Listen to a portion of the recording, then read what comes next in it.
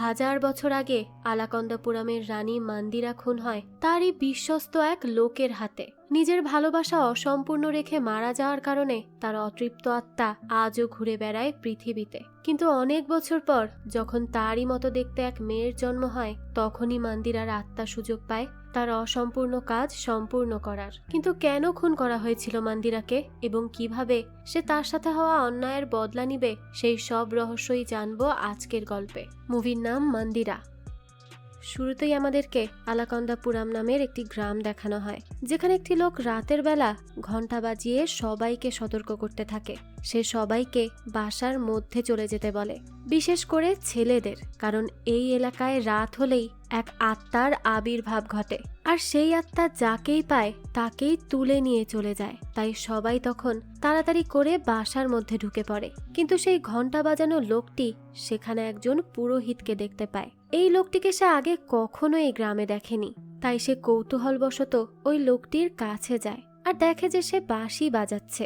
লোকটি তখন ওই পুরোহিতের কাছে গিয়ে তাকে বলতে থাকে সে যেন এমন করে বাঁশি বাজানো বাদ দিয়ে দ্রুত কোথাও গিয়ে লুকিয়ে পড়ে, কারণ ওই আত্মা যে কোনো সময় চলে আসবে। তো সেই কথাটা বলতে না বলতে হঠাৎই সেখানে অদ্ভুত শব্দ শুনতে পাওয়া যায় আর অনেক বেশি বাতাস হতে থাকে, যেটা দেখে ভয় পেয়ে ওই লোকটি দ্রুত সেখান থেকে চলে যায়। কিন্তু দেখা যায় সেই পুরোহিত সেখানেই বসে থাকে আর কিছু একটা বুঝতে পেরে তাড়াতাড়ি করে তার পরিধেয় কাপড়ের উপরই একটি ছবি আঁকে। এরপর সে মন্ত্র পড়তে থাকে। তখন দেখা যায় ওই আত্মাটি আবারও ফিরে চলে যায়, যেটা দেখে তো সেই গ্রামের সবাই খুব খুশি হয় আর সবাই মিলে বাইরে বেরিয়ে আসে। এরপর বলতে থাকে যে এই পুরোহিত তো তাদের এই ভয়ঙ্কর আত্মার হাত থেকে বাঁচাতে এসেছে। এটা বলে সবাই তার জয়গান করতে থাকে। তখনই পুরোহিত বলে যে তারা একেবারে এই আত্মা থেকে এখনো মুক্তি পায়নি। এই আত্মাটি গ্রামেরই পাহাড়ের পেছনের একটি মহলে রয়েছে, কিন্তু কিছু মানুষ তাকে জাগানোর চেষ্টা করছে, তবে এখন পর্যন্ত তারা সফল হয়নি। তবে একবার যদি তারা সফল হয়ে যায় তাহলে কিন্তু আত্মাটি সবকিছু ধ্বংস করে ফেলবে, তখন আর কেউ রেহাই পাবে না। এই কথা শুনে তো গ্রামের সবাই অনেক ভয় পেয়ে যায় আর তারা এর থেকে বাঁচার জন্য এবার পুরোহিতের কাছে একটা উপায় জানতে চায়। তখনই পুরোহিত বলে যে সে তার এই কাপড়ে একজনের ছবি এঁকেছে আর এই লোকই তাদের সবাইকে ওই আত্মার হাত থেকে বাঁচাতে পারবে। তো এখান থেকে দৃশ্য পরিবর্তিত হলে আমাদেরকে একজন লোককে দেখানো হয়, তার নাম ভারাতি। সে একজন বি গ্রেড অর্থাৎ অশ্লীল মুভির স্ক্রিপ্ট রাইটার এবং ডিরেক্টর, আর আজকেও সে তেমনই একটি স্ক্রিপ্ট লিখছিল। তো তখনই সেখানে তার ফ্ল্যাটমেট আসে আর তার কাছে ওয়াটার ট্রাক কখন আসবে তা জানতে চায়। এটা শুনেই তো ভারাতি রেগে যায় আর বলে যে সে কত ইম্পর্টেন্ট একটি কাজ করছে, আর এই দিকে সে এসে তার কাছে ওয়াটার ট্রাক কখন আসবে সেটা জানতে চাচ্ছে। সে তো তার কাজে ব্যাঘাত ঘটিয়ে দিল। তখন তার ফ্ল্যাটমেট বলে যে এমন তো না যে সে বাহুবলী মুভির স্ক্রিপ্ট লিখছে, সে তো অশ্লীল মুভির স্ক্রিপ্ট লেখে, তা সেটা আর এমন কি ইম্পর্টেন্ট হলো? ভারাতি তখন বলতে থাকে যে তার এই মুভি একটা আর্ট, আর এটাকে এত অবহেলা করার মতো কিছু নেই। এইসব মুভিতে সে ছেলে মেয়েদের ইমোশন আর ফিলিংস ফুটিয়ে তোলে, তো এর থেকে ভালো আর কি হতে পারে? ফ্ল্যাটমেট তো তখনও তাকে একের পর এক কথা শোনাতে থাকে আর রাগ হয়ে তার গায়ে তোয়ালেই ছুঁড়ে মারে। তখন ভারাতি বলে এই যে সে এখন তাকে তোয়ালে ছুঁড়ে মারলো, এটা হয় নর্মাল মুভিতে, আর যদি কোনো মেয়ে এটা করে তাহলে সেটি হবে বি গ্রেডের মুভি। শুধু এতটুকুই তো পার্থক্য। মানে কি লজিক না দিচ্ছে সে। যাই হোক, তো কিছুক্ষণ পর ভারাতির কাছে একজন প্রডিউসারের কল আসে, যার সাথে কাজ করার জন্য ভারাতি অনেক দিন ধরে অপেক্ষা করছিল। এটা তার স্বপ্ন। তো সে তাকে ফোন দিয়ে বাসার নিচে আসতে বলে। ভারাতিও তো খুব এক্সাইটেড হয়ে তার ফ্ল্যাটমেটকে নিয়ে বেরিয়ে পড়ে, কিন্তু তখনই দেখা যায় সেখানে তাদের বাড়িওয়ালা চলে আসে আর তাদেরকে সিঁড়ি পরিষ্কার করতে বলে, কারণ 3 মাস হয়ে গেছে তারা এখন পর্যন্ত 1 মাসেরও ভাড়া দেয়নি। অর্থাৎ বোঝাই যাচ্ছে যে ভারাতি তার মুভি দিয়ে কোনো লাভই করতে পারছে না। তো এখানে তারা কোনোভাবে ওই বাড়িওয়ালাকে কাটিয়ে প্রডিউসারের সাথে দেখা করতে চলে আসে। তো প্রডিউসার তাদেরকে মুভির সব খরচ স্পন্সর করবে এমন একজনের কাছে নিয়ে যায়। কিন্তু না ওই প্রডিউসার জানতো না সেখানে থাকা অন্য কেউ জানতো যে ভারাতি আসলে অশ্লীল মুভির ডিরেক্টর। এর জন্য যখন ভারাতি সেই স্পন্সর করা লোক এবং তার সম্পূর্ণ পরিবারের সামনে তার অশ্লীল মুভির স্ক্রিপ্ট পড়ে শোনায়, তখন তো তারা অনেক বেশি রেগে যায় এবং তাকে মেরে মেরে বাইরে বের করে দেয়। এরপরই তারা বাইরে এসে চা খাচ্ছিল, কিন্তু তখনই প্রডিউসার অনেক বেশি ব্যথায় ছিল, কারণ বেচারাকে তো সেই লোকেরা সেই মারা মেরেছে। কিন্তু ভারাত তখনও তার কনফিডেন্স হারায়নি। সে বলে সে অন্য কাউকে স্পন্সরশিপের জন্য খুঁজবে। এরপরই আমাদেরকে একটি মেয়েকে দেখানো হয়, তার নাম হলো সৌমিয়া। সে একটি স্বপ্ন দেখতে থাকে। সে দেখে তার আলমারির মধ্য থেকে কোনো এক অশুভ শক্তি বেরিয়ে এসেছে আর তাকে মেরে ফেলছে। এটা দেখেই তো তার ঘুম ভেঙে যায়। সে একভাবে কাঁপতে থাকে। সে প্রচন্ড ভয় পেয়ে গিয়েছিল। তখনই তার রুমমেট তার কাছে জানতে চায় যে সে কি আবারও সেই স্বপ্ন দেখেছে। এইবার সে কাকে মারা যেতে দেখেছে। সৌমিয়া বলে যে সে নিজেকেই মারা যেতে দেখেছে। তো বোঝাই যায় সে এই ধরনের স্বপ্ন প্রায়ই দেখত। তো এরপরই সৌমিয়া বিছানা থেকে উঠে পড়ে আর তার আলমারির দরজা খোলে। তার মধ্যে একটা ছবি ছিল। তখনই তার ফ্রেন্ড এসে তার কাছে জানতে চায় যে সে সবসময় দুঃস্বপ্ন দেখার পর কেন এই ছবিটির কাছে আসে, এর কারণ কি। সৌমিয়া বলে যে এই ছবিটি কোনো সাধারণ ছবি না, এটাকে তার পূর্বপুরুষরা সবাই মিলে পূজা করত, আর এই ছবির সাথে কোনো না কোনোভাবে সেও জড়িয়ে আছে। তো এখান থেকেই দৃশ্য পরিবর্তিত হয় আর দেখানো হয় পুলিশরা একটি জায়গায় যায়। সেখানে গিয়েই তারা কিছু অদ্ভুত মানুষদের দেখে, যারা চোখ বন্ধ করে মূর্তির মতো বসেছিল, আর সেখানে তাদের সাথে একটি মহিলাও আছে। এটা দেখে তো তারা আরো বেশি অবাক হয় আর সবগুলোকে ডাকতে থাকে এবং তাদের সাথে থানায় যেতে বলে। তখনই চশমা পরা একটি লোক সেখানে আসে, যে তার নাম গোবিন্দালু জানায়, এবং সে তাদেরকে জিজ্ঞেস করে যে তারা তার পারমিশন ছাড়া এখানে কেন এসেছে। এই কথাটা শুনেই তো পুলিশ তাকে এক কোষে চড় মারে, সাথে সাথে তার চশমাটা খুলে যায়। তখনই তারা দেখে গোবিন্দালু তো খুবই ভয়ঙ্কর দেখতে, আর তখনই সেখানে থাকা সবাই জেগে ওঠে, কিন্তু সেই মহিলাটি ওঠে না। তখনই সিনিয়র পুলিশ অফিসারটি প্রচন্ড ভয় পেয়ে যায়, তাই সে তার জুনিয়রকে ওই মহিলাটিকে সাথে নিয়ে থানায় আসতে বলে আর সেখান থেকে চলে যায়। তখনই গোবিন্দালু সেই জুনিয়র অফিসারকে বলে যে সে যদি এই মহিলাকে ডেটে নিয়ে যাওয়ার কথা বলে তাহলেই সে যাবে। এটা বলে সে মেয়েটির আত্মাটি সেই অফিসারের হাতে থাকা একটি জারের মধ্যে দিয়ে দেয় এবং তাকে থানায় নিয়ে যেতে বলে। অফিসার তখন অনেক বেশি ভয় পেয়ে যায়। এরপরই দেখানো হয় ভারাতিকে। তার কাছে আবারও সেই প্রডিউসার আসে আর বলে যে তাদের মুভির জন্য তার কাছে একজন প্রডিউসার আছে, কিন্তু তার একটি শর্ত হলো যে সে এই মুভির হিরো হবে, আর একটা শর্ত হচ্ছে সেই প্রডিউসার তার কাছে টাকা পায়।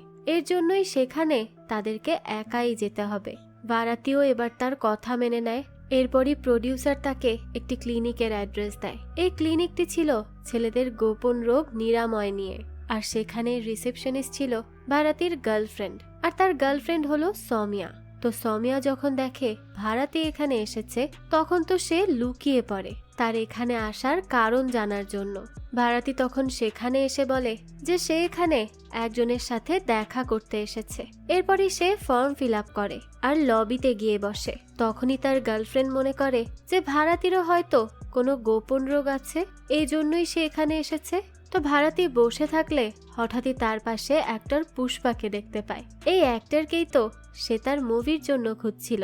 তাকে পেয়ে সে তাকে তার মুভির অ্যাক্টর হওয়ার জন্য অনুরোধ করতে থাকে, কিন্তু প্রথমে তো সে তার কথায় রাজিই হয় না। তবে কিছুক্ষণ পরই দেখা যায় পুষ্পা ডাক্তারের সাথে দেখা করলে ভারাতিও তার পেছন পেছন আসে, আর তখন তো পুষ্পা তার সমস্যার কথা লজ্জায় বলতেই পারছিল না। তখন সে ভারাতিকে বলে যে সে যদি তার সমস্যাগুলো নিজে ডাক্তারের কাছে বলে তাহলে সে তার মুভি করবে। আর তখনই ভারাতিকে বাধ্য হয়ে তার কথা মতো কাজ করতে হয়। কিন্তু যখন সে বেরিয়ে আসে তখনই তার কাছে চলে আসে সৌমিয়া, আর সে তাকে বলে যে সে এখানে কোন সমস্যা দেখানোর জন্য এসেছে যা সে জানে না।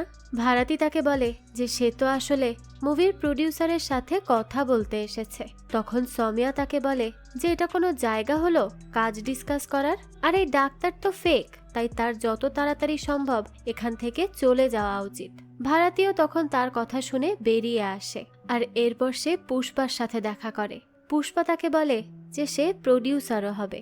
ভারাতি তখন তার কাছে অ্যাডভান্স কিছু টাকা চায়, কিন্তু পুষ্পা তাদেরকে মাত্র 2000 টাকা দেয় আর নয়নতারার মতো ফেমাস আর্টিস্টকে হিরোইন হিসেবে আনতে বলে। ভারাতি তখন তাকে বলে সমস্যা নেই, সে তার জন্য আরো বেটার অ্যাক্ট্রেস খুঁজে এনে দিবে। এরপরই তারা অডিশনের ব্যবস্থা করে। খুবই স্টাইল দিয়ে তারা অডিশন নেওয়া শুরু করে দেয়। আর সেখানে অনেকেই এসেছিল, কিন্তু কেউই এই রোলের জন্য পারফেক্ট ছিল না। কারো কোনো এক্সপ্রেশন নেই, আর কেউ কেউ তো ঠিক করে কিছু বলতেও পারছিল না। এসব দেখে তারা দুজন বেশ হতাশ হয়ে যায়। তারা তো হিরোইন খুঁজে পাওয়ার হালই ছেড়ে দিচ্ছিল। তো ঠিক তখনই শেষ মুহূর্তে সেখানে একটি সুন্দর মেয়ে আসে, আর সে এসেই একটু অশ্লীল মুভ করলে তারা দুজন সাথে সাথে তাকে সিলেক্ট করে নেয়। এরপরই দেখানো হয় সৌমিয়াকে। সে পুরোহিত গোবিন্দালুর কাছে যায় আর তাকে তার সমস্যার কথা জানায়। সে জানায় সে প্রায়ই অদ্ভুত অদ্ভুত সব স্বপ্ন দেখে। তখনই গোবিন্দালু সৌমিয়ার স্বপ্নের মধ্যে কি দেখে সেটা জানতে চায়। সৌমিয়া তখন তাকে তার বাসায় থাকা সেই ছবিটি দেয়। গোবিন্দালু ছবিটির উপর হাত রাখে আর বলতে থাকে যে এটা তো কোনো দেশি সমস্যা না, এটা বিদেশি সমস্যা। সৌমিয়া তো এটা শুনে অবাক হয়ে যায় আর জিজ্ঞেস করে সে কি জানতে পারলো। এটা যেন সে সৌমিয়াকেও জানায়। তো তখন গোবিন্দালু বলে যে তার যেই সমস্যা আছে তাকে তার বংশের কেউ জারে ভরতে পারেনি, কিন্তু সে এটা করে দেখাবে। এসব শুনে সৌমিয়া বলতে থাকে সে সব কি পাগলের মতো উল্টোপাল্টা কথা বলছে, সে তো কিছুই বুঝতে পারছে না। তাই সে এখান থেকে উঠেই চলে যায়। তো এরপরই দেখানো হয় ভারাতীকে। সে তার বাসাতেই তার ফিল্মের অ্যাক্টিং শুরু করে, আর সেখানে সেই অ্যাক্ট্রেস মেয়েটিও আসে। ভারাতী তখন তাকে সবকিছু বুঝিয়ে দিতে থাকে যে কিভাবে তাকে কি কি করতে হবে। অন্যদিকে তখন সৌমিয়াকে দেখানো হয়। সে ভারাতীর বি গ্রেড ফিল্মের ডিরেক্টর হওয়ার বিষয়টা তখনও জানতো না। সে তো জানতো যে ভারাতী একজন নতুন ডিরেক্টর, আর সে তার মুভি হিট করানোর জন্য আপ্রাণ চেষ্টা করে যাচ্ছে। আর আজ সে তার বাসায় শুট করছে। তো এসব ভেবেই সে তার বন্ধুকে নিয়ে ভারাতীর বাসা খুঁজতে থাকে। তখনই একজনের কাছে জিজ্ঞাসা করলে সে ভারাতীর বাসা তাকে দেখিয়ে দেয়। এরপর বলে যে আগের বার তো 5 জন এসেছিল, এখন মাত্র 2 জন। সৌমিয়া এগুলো শুনে একটু অবাকই হয়। সে বুঝতে পারে না এই লোক কি বলছে, কিন্তু যেভাবে সেভাবে সে বাসাটি পেয়ে যায়। এদিকে ভারাতী তখন পুষ্পাকে বেডে লক আপ দিয়ে বেঁধে রেখে অশ্লীল সিন করছিল, আর তখনই সেখানে সৌমিয়া চলে আসে। এটা দেখেই তো ভারাতী ভয় পেয়ে যায় আর দ্রুত দরজা বন্ধ করে দেয়। সৌমিয়া তো তখন দরজায় বারবার ধাক্কাতে থাকে। ভারাতীর মাথায় তখন একটা বুদ্ধি আসে যে সে এবার এই সিনটাই পাল্টে দেবে। তো এটা বলে সে একটু পরেই দরজা খোলে, আর তখনই দেখানো হয় যে তারা সেই সিনটাকে পুলিশ চোরের সিন বানিয়ে দিয়েছে।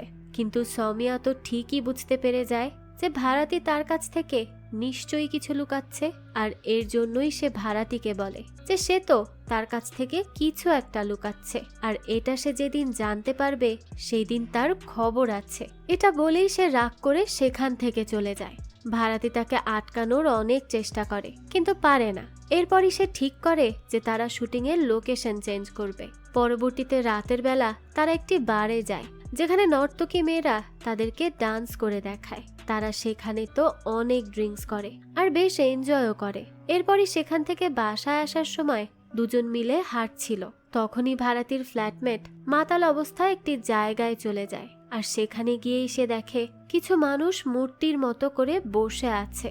এটা দেখে সে অবাক হয়ে যায়। আর তখন আমরাও জানতে পারি যে যেই লোকগুলোর কথা গল্পের শুরুতে সেই পুরোহিত বলেছিল তারা হলো গোবিন্দালু এবং তার লোকেরা। তারা আলাকন্দাপুরম গ্রামের সেই আত্মাটিকে জাগানোর চেষ্টা করছিল। তো তখন ভারাতীর ফ্ল্যাটমেট এসে কিছুই বুঝতে না পেরে সেই ছবিটির কাছে থাকা প্রদীপ দিয়ে তার সিগারেট জ্বালায়, আর সেই সময় সে ভুলে সৌমিয়ার দেওয়া ওই ছবিটি ভেঙে ফেলে। অর্থাৎ সৌমিয়ার জীবনও এই আত্মাটির সাথে কোনো না কোনো ভাবে জড়িত। তো ছবিটি ভেঙে ফেললে সেখানে থাকা সবাই জেগে যায়, আর তখনই গোবিন্দালুকে দেখানো হয় তার সামনে সেই আত্মাটি উঠে আসে। লোকগুলো তখন উঠে গিয়ে ভারাতীর ফ্ল্যাটমেটকে মারার চেষ্টা করতে থাকে।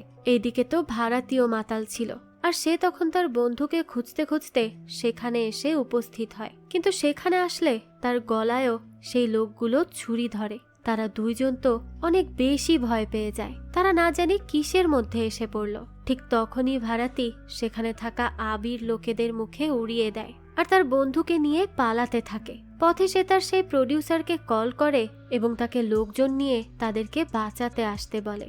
কিন্তু প্রডিউসার ভাবে যে ভারাতি তার বাচ্চাদের নিয়ে কোনো শো দেখার জন্য আসতে বলেছে, আর এতে তো ভারাতি খুবই রেগে যায়। আর সেই সময় আবার প্রডিউসারও তার পেছনের লোকজনকে দৌড়াতে দেখে সেখান থেকে পালিয়ে যায়। অনেকক্ষণ দৌড়াদৌড়ি করার পর তারা একটি মোড়ে গিয়ে পড়ে আর সবাই তাদেরকে ঘিরে ধরে। তখনই তারা দুজন দুটি লাঠি নেয় আর তাদেরকে বেধড়ক মারতে থাকে। এরপর কোনো মতে ওখান থেকে পালিয়ে বাসায় চলে আসে। আর এখানে এসেই তারা বাইরে দেখে বন্যা হচ্ছে। তখনই ভারাতি তার বন্ধুর উপর রাগও করেছিল যে তার জন্য তো আছে মরতে বসেছিল। তার বন্ধু তখন তাকে শান্ত হতে বলে আর তাকে তার আনা মদের বোতল দিয়ে বলে যে তারা এখন পার্টি করবে। তো তাদের দুইজনেরই বেশ ভয় লাগছিল, কিন্তু কোনোভাবে যা হয়েছে মাথা থেকে ঝেড়ে ড্রিঙ্ক করা শুরু করে তারা। কিন্তু ভারাতি বেশিরভাগ মদ খেয়ে নেয়। আর তখনই সেখানে লাইটও চলে যায়। সে সময় ফ্ল্যাটমেট মোমবাতি জ্বালায়, কিন্তু দেখা যায় অন্য রুম থেকে একটি অদ্ভুত আওয়াজ শুনতে পায় সে। এটা সে একদম মাতাল হয়ে যাওয়া ভারাতিকেও শোনায়। ভারাতি তখন উঠে দাঁড়িয়ে সেই রুমের দিকে তার জুতো ছুঁড়ে মারে, কিন্তু তার পর মুহূর্তেই দেখা যায় জুতোটি ফিরে এসে তার ফ্ল্যাটমেটের গায়ে লাগে। এরপর ভারাতি আর একটা জুতো মারলে সেটিও ফিরে এসে তার ফ্ল্যাটমেটেরই গায়ে লেগে যায়। এখন তো তারা দুজনই ভয় পেয়ে ওঠে যে এটা কিভাবে সম্ভব। তাই তারা ধীরে ধীরে সেই রুমে যায় আর কে আছে তা দেখার চেষ্টা করে। তখনই একটি অশুভ শক্তি এসে তার ফ্ল্যাটমেটকে টেনে রুমের মধ্যে নিয়ে চলে যায়। তারা তো তখন অনেক বেশি ভয় পেয়ে গিয়েছিল। ভারাতি কোনোভাবে তাকে বাঁচিয়ে সেখান থেকে পালাতে থাকে, কিন্তু শিরের নিচেই তখন তারা একটি রক্তাক্ত দেহ পড়ে থাকতে দেখে। আর যখন তারা নিচে নামতে যায় তখনই দেখা যায় লাশটি তাদের দিকে তাকায়। এরপরই তারা যখন পা ফিরিয়ে নেয় সেটিও মুখ ফিরিয়ে নেয়। এটা দেখে তো তারা দুজনই বেশ কিছুক্ষণ পা উঁচু নিচু করতে থাকে, যেটা তাদের মজাও লাগতে থাকে। বুঝুন অবস্থা, এরকম সিচুয়েশনে নাকি তাদের মজা লাগছে। আর ঠিক তখনই তাদের সামনে একটি আত্মা চলে আসে। তারা তো আবারও ভয় পেয়ে বাসার মধ্যে চলে যায়, কিন্তু তখনই তারা পেছনে সেই রুমের দিকে তাকাতেই প্রচন্ড ভয় পাচ্ছিল। এই জন্য অন্যদিকে ফিরেই দাঁড়িয়ে থাকে। তো সেই সময় আবার আমাদের সমিয়াকে দেখানো হয়। সে আবারও স্বপ্ন দেখে, যেখানে সে দেখে যে ভারাতি আর তার ফ্ল্যাটমেট মারা গেছে। এটা দেখেই তো সে খুব ঘাবড়ে যায়। এর জন্য সে দ্রুত তার স্কুটার নিয়ে তখনই তাদের কাছে চলে আসে। আর এখানে এসে সে তাদেরকে ঘুমিয়ে থাকতে দেখে, কিন্তু তখনই তারা চোখ খুলে সমিয়াকে দেখে খুবই ভয় পেয়ে যায়। তখনই সমিয়া তাদের শান্ত করে। এরপর তারা সমিয়াকে তাদের রুমের ভূতের কথা জানায় এবং জুতো ছুঁড়ে মেরে আবারও তাকে আগের ঘটনার ডেমো দেখায়। সমিয়া তখন বলে যে এগুলো কিছুই না। এটা বলে সে সেই রুমের মধ্যে গেলে দরজা বন্ধ হয়ে যায়। সমিয়া তখন সেখানে গিয়ে গোবিন্দালুকে দেখতে পায়, আর ঠিক তখনই তার কাছে সেই অশুভ শক্তিটি চলে আসে, অর্থাৎ সেই আত্মাটি। আর সেটির সাথে সাথে তার মধ্যে প্রবেশ করে। বাইরে দাঁড়িয়ে ভারাতিরা দুইজন ভিতরে কি হচ্ছে তা ভেবেই ভয় পেতে থাকে। তো এরপরই সমিয়া বেরিয়ে আসে, কিন্তু দেখা যায় তার চোখ কালো হয়ে গেছে। এটা দেখে ভারাতি বলতে থাকে যে তার চোখ দেখেই তো তাকে ভালো লেগেছিল, এখন সে তার চোখের এই অবস্থা কেন করলো। সমিয়া তখন একটা কথাই বলতে থাকে যে সে আলাকন্দাপুরম গ্রামে যাবে। ভারাতি তখন তাকে ফালতু ভয় দেখাতে মানা করে, কিন্তু সেই সময়ই দেখা যায় সমিয়া উল্টো হয়ে যায়। এটা দেখেই তো তারা দুজন অনেক বেশি ভয় পায় আর তাকে আলাকন্দাপুরমে নিয়ে যাওয়ার জন্য রেডি হয়ে নেয়। তখনই আমাদেরকে একটি দৃশ্য দেখানো হয়।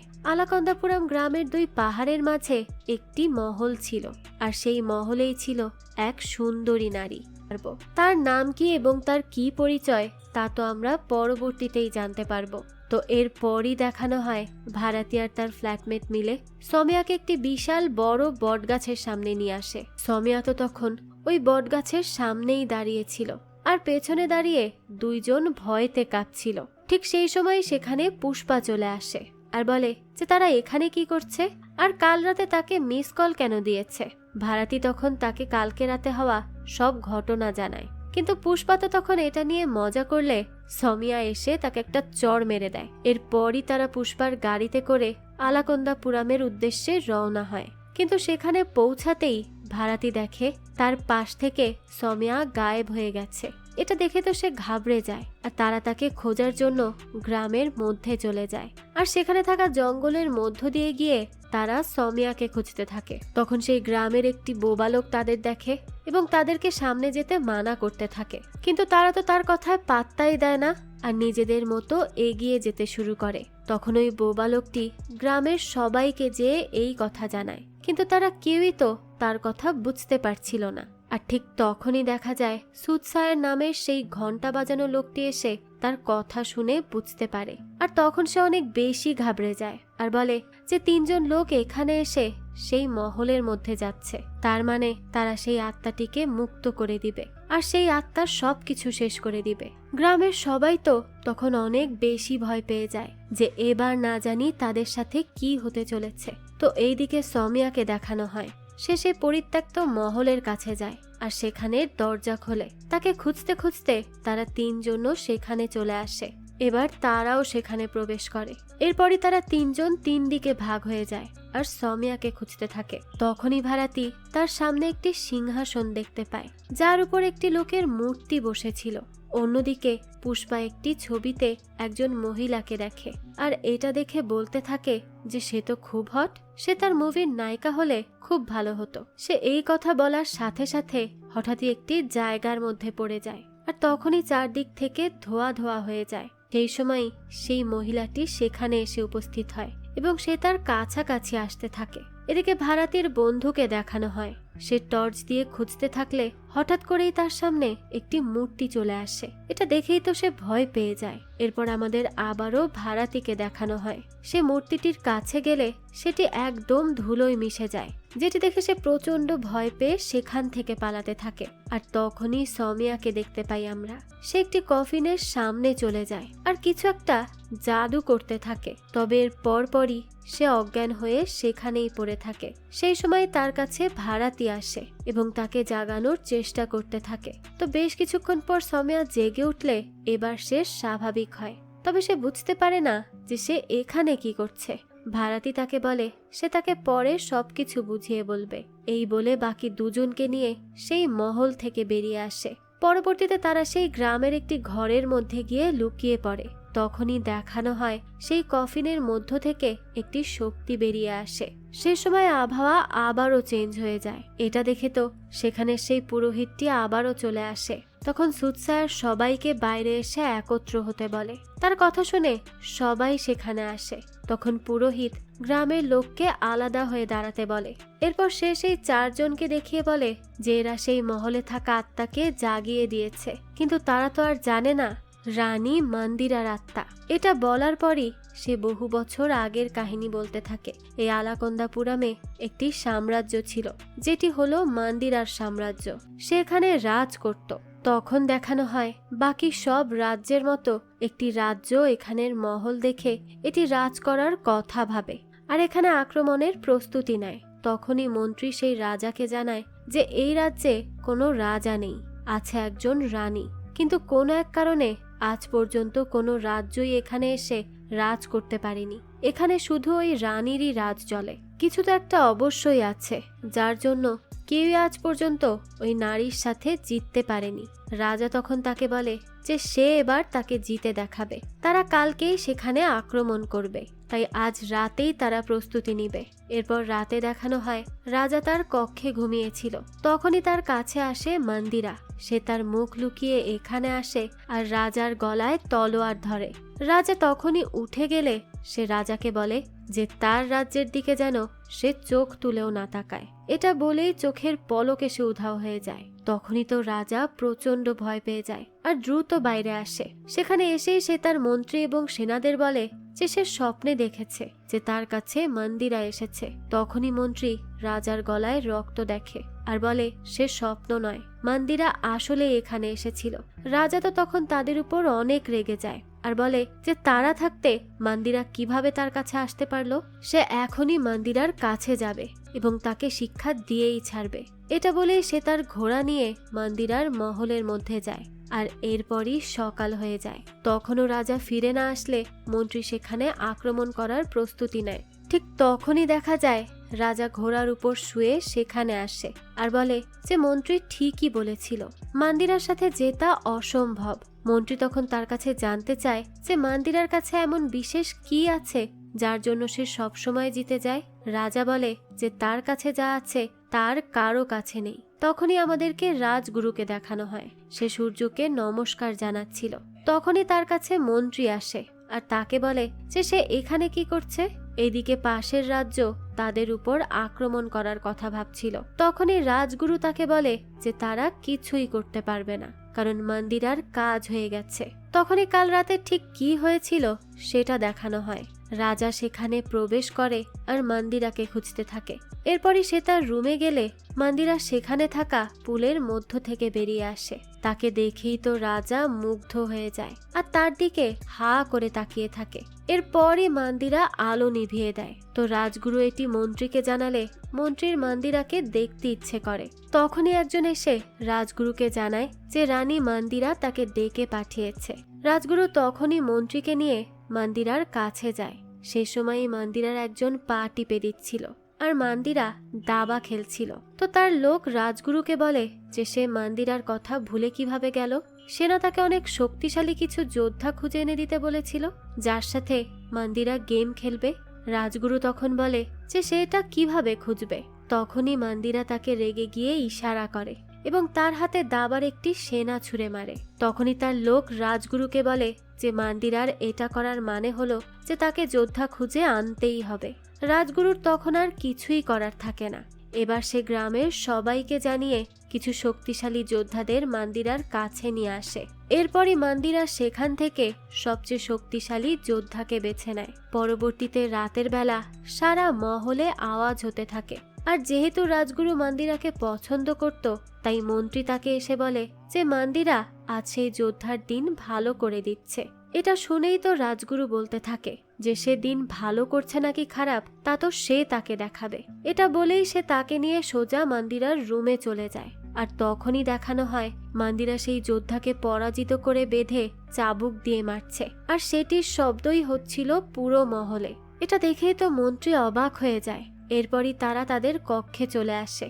তখন মন্ত্রী রাজগুরুর কাছে জানতে চায় যে মন্দিরা এত ভয়ঙ্কর কেন, সে পুরুষদের কেন সহ্য করতে পারে না। তখন রাজগুরু তাকে বলে যে এর জন্য তাদেরকে আরো পেছনে যেতে হবে। মন্দিরার বাবা সে এই রাজ্যের রাজা ছিল, কিন্তু সে নামেরই রাজা ছিল। সে তো সারাক্ষণ মেয়েদের নিয়ে থাকতো। কোনো মেয়ে একবার তার নজরে আসলে তার খপ্পর থেকে বাঁচতে পারত না। মন্দিরা এর জন্য তার বাবাকে অনেক ঘৃণা করত, কিন্তু তার ঘৃণা চরম রূপ নেয় যখন তার বাবা অর্থাৎ রাজা তার দাইমার সাথেও খারাপ কাজ করে। যেই দাইমা তাকে মানুষ করেছে তাকে এভাবে দেখে সে আর সহ্য করতে পারেনি, তাই সব সময় সে তার বাবার থেকে প্রতিশোধ নেওয়ার সুযোগ খুঁজত। এরপরই দেখতে দেখতে অনেক বছর হয়ে যায়। রাজারও বয়স হয়ে যায় অনেক। সে তখন প্রায় সময়ে অসুস্থ থাকত। তারপরও তার অভ্যাস যায় না। সে তখনও মেয়ে খুঁজে বেড়াতো, কিন্তু তার এই অসুস্থতার সুযোগেই মন্দিরা গ্রামের সব পুরুষের উপর বদলা নিত, কারণ সে মনে করত যে সমস্ত পুরুষই একরকম। সে গ্রামের সব পুরুষকে তার লোকেদের দিয়ে মার খাওয়াতো। তো এরপরই একদিন দেখানো হয় মন্দিরা একটি লোককে তার পোর্ট্রেট আঁকার জন্য ডাকে।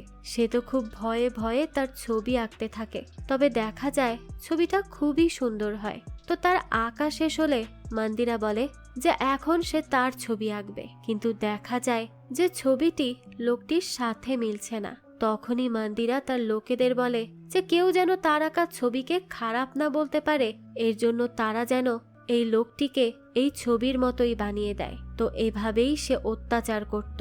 আর এই খবর রাজগুরুর বাবা রাজাকে যেয়ে জানায়। সে তাকে তার মেয়েকে থামাতে বলে, না হলে তো সে পুরো গ্রামকে ধ্বংস করে দিবে। এর জন্যই রাজা মন্দিরাকে ডেকে পাঠায়। তো মন্দিরা সেখানে গেলে রাজা তার সামনে আয়না ধরে এবং বলে যে সে এই আয়নায় কি দেখতে পাচ্ছে। মন্দিরা বলে যে সে ভবিষ্যতের রানীকে দেখতে পাচ্ছে। রাজা তো এই কথা শুনে একভাবে হাসতে থাকে আর বলে যে দুঃখের বিষয় এটাই যে সে একজন নারী। এটা বলে সে কটাক্ষ করে আরো হাসতে থাকে। তখনই তার সামনে খাবার নিয়ে আসা হয়, আর এই খাবারের ঢাকনা খুলেই সে দেখতে পায় সেখানে তো রাজগুরুর বাবার কাটা মাথা রাখা। এটা দেখেই তো রাজা অনেক বেশি রেগে যায় আর সবাইকে মন্দিরার উপর হামলা করতে বলে। কিন্তু মন্দিরাকে তো পরাজিত করা এত সহজ না, আর এটার প্রমাণ মন্দিরাও দিয়ে দেয়। সে মুহূর্তের মধ্যে সবগুলো সৈন্যকে মেরে ফেলে আর সবশেষে সে তার বাবা অর্থাৎ রাজাকেই মেরে ফেলে। আর এভাবেই পুরো সাম্রাজ্য হয় তার। মান্দিরা এর পর থেকে সেখানে রাজ করা শুরু করে দেয়। মন্ত্রী তখন এটা জেনে বলে যে মান্দিরা তো তাহলে খুবই খারাপ, সে রাজ্যের জন্য নিজের বাবাকে মেরে ফেললো। তখন রাজগুরু বলে যে মান্দিরা তো তার বাবাকেও মেরে ফেলেছে এবং তার মাথা দরজার সামনে লাগিয়ে রেখে তার নিচে লিখে রেখেছে যে এভাবেই সবাই তার উন্নতি হতে দেখুক। এটা বলার পরই রাজগুরু বলে যে সে তো মান্দিরাকে পছন্দ করার অ্যাক্টিং করে, কিন্তু আসলে তো সে তার বাবার খুনের বদলা নেওয়ার জন্যই এখানে আছে, আর এটা সে নিয়েই ছাড়বে। এরপরই দেখানো হয় পরদিন সভায় সেখানে মন্ত্রী আর রাজগুরু মিলে কারো আসার অপেক্ষা করছিল, আর মান্দিরা সিংহাসনে বসে গান শুনছিল। তো এরপরই সেখানে একটি লোক আসে এবং বলে যে সে অন্য দেশ থেকে এসেছে রানীকে বিনোদন দিতে। এটা শুনে মান্দিরা বলে যে সে মিথ্যা বলছে, আর তখনই লোকটি তার দিকে হাতিয়ার ছুঁড়ে মারলে মান্দিরা সেটি ধরে ফেলে, আর এরপর সে সেই লোকটিকে মেরে ফেলে। তখন তো মন্ত্রী আর রাজগুরু প্রচন্ড ভয় পেয়ে যায় যে এটা যে তারা করেছে তা না আবার মান্দিরা বুঝতে পেরে যায়, তাহলে তো তাদের অবস্থাই খারাপ হয়ে যাবে। কিন্তু মান্দিরা এটা বুঝতে পারে না যে এটা তাদেরই চাল ছিল। এরপরই দেখানো হয় সেই গ্রামে একজন গল্প কথক আসে, আর সে সবাইকে ডেকে ডেকে রানীর গল্প শোনাতো। এই খবর মান্দিরার কাছেও যায়। সে তখন তার সেনাদেরকে এই গল্প কথককে খুঁজে বের করতে বলে। তারা গ্রামের থেকে যারা সেই গল্প শুনতে গিয়েছিল তাদেরকে ধরতে পারলেও সেই কথককে ধরতে পারে না। কিন্তু মান্দিরা তখন সেই সব লোকেদেরকেই মেরে ফেলে যারা গল্প শুনতে গিয়েছিল, আর এরপর থেকে সে নিজে ছদ্মবেশে বের হয়ে কথককে খুঁজতে থাকে। তো এরপর একদিন সে তাকে পেয়েও যায়, আর বাইরে দাঁড়িয়ে সে তার গল্প শুনতে থাকে। আর এই গল্প কথক অবিকল ভাড়াতির মতো দেখতে, আর সে ভাড়াতিরই বংশের। তো সে এখানে সবাইকে মান্দিরাকে নিয়ে অশ্লীল গল্প বলতে থাকে, যার থেকে বোঝা যায় অশ্লীল গল্প বানানো তো ভাড়াতির রক্তেই আছে। যাই হোক, তো তার এই গল্প শুনে মান্দিরার তাকে ভালো লেগে যায়, আর সে তাকে তার কক্ষে নিয়ে যায়। আর সেখানে গিয়ে সে তার কাছে যেতেই নিবে, তখনই একজন তার গলায় ধনুক মারলে সে ঘায়েল হয়ে যায়। ঠিক সেই সময়ই মান্দিরা বুঝতে পারে যে এটা রাজগুরুর কাজ। রাজগুরু তার মাইন্ড ডাইভার্ট করে তার উপর হামলা করেছে, কিন্তু সে তখন সেই কথককেও মেরে ফেলে। এরপরই সে মান্দিরাকে জীবন্ত কফিনে পুরে নিজে সিংহাসন দখল করে। তো বর্তমানে এই সব ঘটনা শুনে তো ভাড়াতি অনেক বেশি ভয় পেয়ে যায়, আর ওখান থেকে চলে যেতে চায়। তখনই গ্রামের সবাই তাকে ছুরি দিয়ে ঘিরে ধরে। সেই পুরোহিত তখন তাকে বলে যে তার এত ভয় পাওয়ার কারণ নেই, সেই পারবে এই গ্রামকে মান্দিরার খপ্পর থেকে বাঁচাতে। সে আরো বলে যে সেই অমাবস্যার রাতে একটি অনেক বড় রিচুয়াল করবে, তারপর ভাড়াতিকে যা করতে হবে সে বলে দিবে, আর এটা তাদেরকে মান্দিরার রাগ সর্বোচ্চ সীমায় ওঠার আগেই করতে হবে। এটা বলেই তারা রিচুয়ালের প্রস্তুতি নেয় এবং রিচুয়াল শুরুও করে দেয়। সে তখন তাদের কাছে সিলভার ল্যাম্প চায়, কিন্তু তারা তাকে পিতলেরটা দিয়ে দেয় আর বলে যে সিলভার ল্যাম্প আনতে তাদেরকে অনেক দূরে যেতে হবে। এখন সে তাই যেন এই দিয়েই কাজ চালিয়ে নেয়। পুরোহিত তখন মেনে নেয়। এরপর সে তাদের কাছে নারকেল চাইলে তারা অর্ধেক নারকেল দেয় আর বলে যে বাকি অর্ধেক দিয়ে তারা আচার বানিয়ে ফেলেছে। পুরোহিত তো তখন তাদের উপর চিল্লাতে থাকে যে তাদের মধ্যে তো কোনো সিরিয়াসনেসই নেই। এর জন্য ভাড়াতিও রেগে যায়। পুরোহিত তখন তাদের বলে যে তারা যেন একটু সিরিয়াস হয়, কারণ এটা তাদের এবং ভাড়াতির জন্ম মৃত্যুর বিষয়। আর এখন সে যেই ইনগ্রিডিয়েন্টের কথা বলবে সেটি তার লাগবেই লাগবে। সে বলে তার একজন কুমারী মেয়ের রক্ত লাগবে। এই কথা শুনে তো সবাই চুপ হয়ে যায়। কেউই তো সেই রক্ত এনে দিতে চায় না, বরং সমিয়াও দিতে চায় না। কিন্তু তখনই একজন বৃদ্ধ কুমারী মহিলা এসে তার রক্ত দিতে রাজি হয়। তো এরপরই রক্ত দিয়ে সবকিছু বানিয়ে এবং ভাড়াতিকে সাজিয়ে তারা সেই মহলের কাছে যায় আর শুধু ভাড়াতিকে ভেতরে যেতে বলে। ভাড়াতি তো খুবই ভয় পাচ্ছিল, তারপরও সে ভয়ে ভয়ে সেখানে গিয়ে উপস্থিত হয়। এরপর সে মান্দিরাকে তার সামনে এসে কথা বলতে বলে। তখনই মান্দিরা তার সামনে আসে। এতে তো সে প্রচন্ড ভয় পেয়ে যায় এবং সেখান থেকে পালিয়ে যেতে থাকে, কিন্তু মান্দিরা তাকে ধরেই ছুঁড়ে মারে। এরপরই সে তাকে ধরে তার কাছে গল্প শুনতে চায়। যেই গল্প সেই কথক তাকে শুনিয়েছিল। অর্থাৎ সে ভাড়াতিকে সেই কথক মনে করতে থাকে, কিন্তু ভাড়াতি তো সেই গল্প জানে না। এর জন্য সে নিজের বানানো গল্প বলতে থাকে। মান্দিরা তাকে বলে যে সে তাকে মারতে পারবে না, কিন্তু সে সেই গল্পটাই শুনতে চায়, অর্থাৎ সেই কথকেরই গল্প। তবে ভাড়াতি তো তখনও না বলতে পারলে সে আবারও তাকে ছুঁড়ে মারে। এরপরই পুরোহিত ভাড়াতিকে কল করে এবং জানতে চায় যে মান্দিরা কোথায়।